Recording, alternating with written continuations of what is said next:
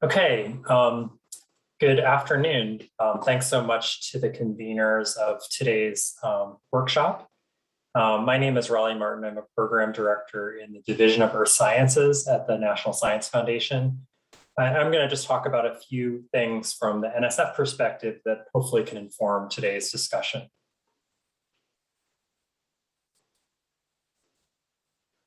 So first, we've already heard from some of the other speakers about the FAIR principles, so I'm not going to get into those in detail. What I wanted to just note is that these are guiding principles, and a challenge is how do we put these principles into practice? How do we implement them to make FAIR data a reality? So from the NSF perspective, I'm going to focus on two aspects. First are the policies and practices that enable fair, open, and reproducible science. And second, NSF support for cyber infrastructure that can help to enable fair science workflows. So from the policy perspective, one important role that NSF plays is through its policies on data management. So broadly speaking, NSF, in its Proposal and Award Policies and Procedures Guide, requires the dissemination and sharing of research results that are coming from NSF funding. And in particular, since 2011, NSF has required that all proposals include a 2-page data management plan as a supplementary proposal document. Something to note about this is that the PAPPG for all NSF proposals describes key required elements for the DMP. But within the geosciences, there is also additional specificity that is provided. For example, describing expected timeline for data release, and also defining what is meant by data, which is typically somewhat expansive to include physical samples, software, and model output. So in this diagram on the right, I'll show that kind of top level, we have the PAPPG requirements, and then geo divisions set policies that apply to all the programs within those divisions. But then in addition, individual programs may have additional requirements, for example, specifying expected repositories for data deposit. So another role that NSF plays is in terms of support for cyber infrastructure that enables FAIR data. This includes data repositories, workflow tools, software development, et cetera. And NSF has a variety of funding opportunities that support this. And I will direct you to, if you Google NSF GeoCI, you will find this website that is a running list of opportunities for cyber infrastructure in the geosciences. And I'll just highlight some of the values of the cyber infrastructure include supporting the data and samples pipeline. This includes curation, standards, archival, discovery, access, and interoperability. Support for workflow tools for data analysis, visualization, and integration. Increasingly, we're seeing applications in the artificial intelligence and machine learning space.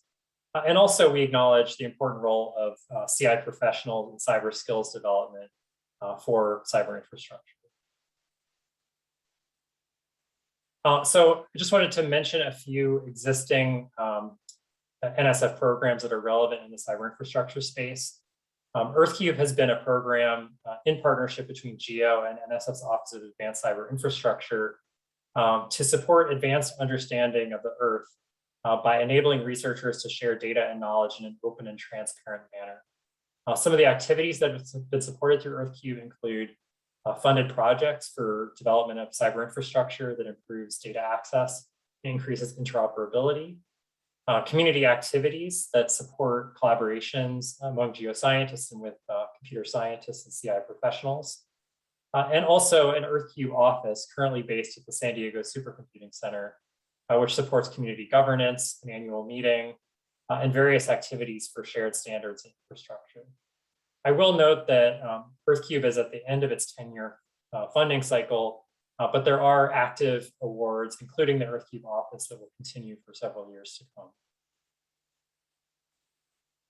Another program to highlight at NSF is the Cyber Infrastructure for Sustained Scientific Innovation, or CSSI.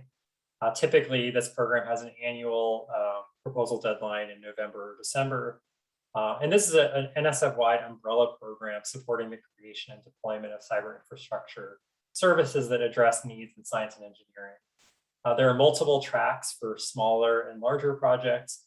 And in the most recent solicitation was added a focus on transitions to sustainability, which supports groups who would like to execute a well-defined sustainability plan for existing cyber infrastructure. Some other recent developments include requiring inclusion of a CI professional mentoring plan in proposals and highlighting of emerging concerns, including privacy, trust, transparency, reproducibility, and AI ML support. Another program to highlight that is more specifically focused on the earth sciences is Geoinformatics. This is actually the program that I manage at NSF. And this, like CSSI, supports data resources, software tools, and computational infrastructure. But the focus is very much on facilitating research and education in the earth sciences. And we do so through 3 proposal tracks. Catalytic track supports pilot geoinformatics development efforts. Facility track supports larger implementation and operation of widely used resources. And then we also have a sustainability track, which is for long-running resources that are looking for a way to develop long-term sustainability funding models. Looking to the future, in the earth sciences at NSF, one of the big guiding documents has been the Earth in Time report, which is published by the National Academies in May of 2020. This is a decadal vision for research in the NSF Earth Science Division. High level, some of the highlights are to highlight priority science questions. For example, what drives volcanism? Highlighting ideas for EAR initiatives. For example, the report recommended continued support for the SZ4D initiative on subduction zones, recommendations regarding human, cyber, and physical resource support, and recommendations regarding partnerships, for example, working with other federal agencies. I wanted to highlight here that the Earth in Time report makes several recommendations specific to fair data, physical samples, and cyber infrastructure. Broadly speaking, these recommendations are recommending that EAR have a comprehensive strategy on fair data, and also have a close ear to what the community has to say regarding priorities for data, cyber infrastructure, and physical samples. And I'll note our committee of visitors last year, which is an oversight panel of external researchers, made a similar set of recommendations that we're listening to closely. And so we're working within EAR to actively address these recommendations.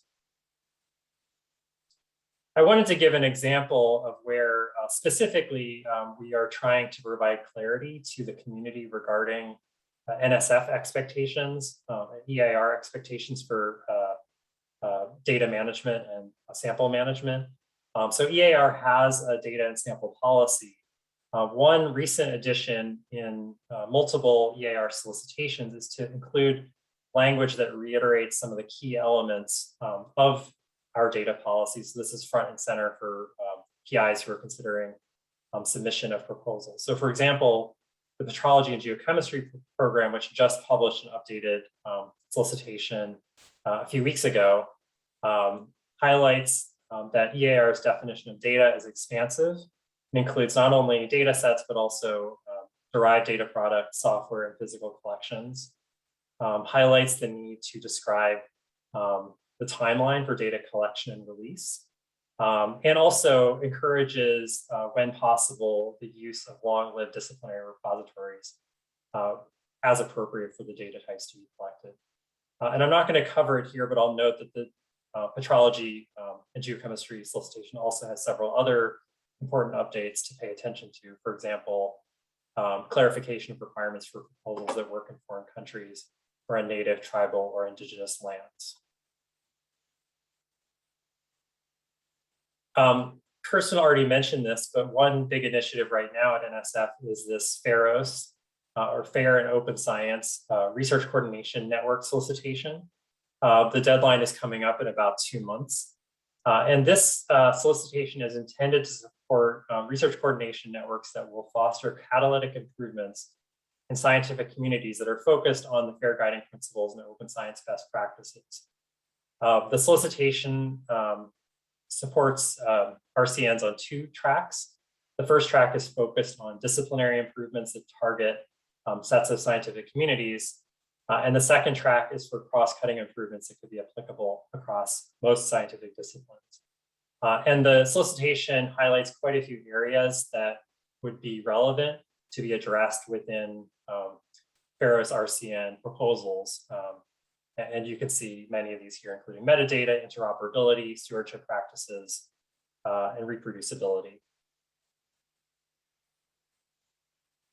Another update I wanted to provide is that since 2018, NSF has managed a public access repository, or PAR.